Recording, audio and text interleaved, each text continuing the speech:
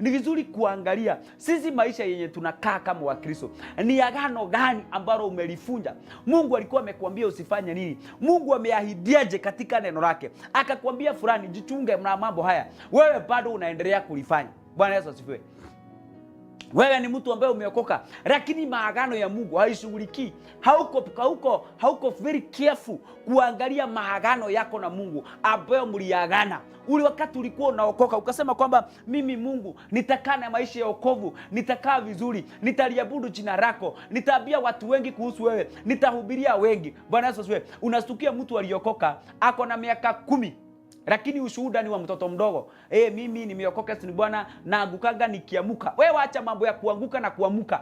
Wewe si usimame na uendelee mbele na safari. Kwani lazima ushinde ukianguka na kusimama? Si ukae sasa kama umesimama na uendelee mbele na safari. Hii mambo yako ya ushuhuda ya kuanguka na kuomba naenda na wale wanaenda. Hii mambo ya kuona juu kunaendwa wacha. Wewe enda na safari, ni wewe uliokoka. Bwana Yesu asifiwe. So watu hata unastukia ile ushuhuda watu wanatoanga ni ushuhuda ya watoto wadogo wa kiroho. Bwana Yesu asifiwe. Mtu ile ushuhuda atatoa ni tu mambo yenye ukiangalia unashindwa huyu mtu kwani uanga anaishi nchi gani? Bwana Yesu asifiwe. Mtu unasikia akikwambia mimi nawekanga Yesu chini. Unasikia Mkristo anasema mimi naweza weka Yesu chini, kwanza tuangaliane mundu kumundu.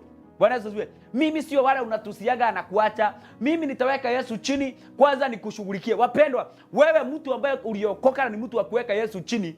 Wakati ulimweka chini huku mchukua, please ulikumbuka kumweka chini. Lakini baada ya wewe kumweka chini na ukatukanana ukafanya yale yote ulifanya, huku mchukua, bado ulimwacha hapo. Bwana Yesu asifiwe. Na ni vizuri kukumbuka hivyo.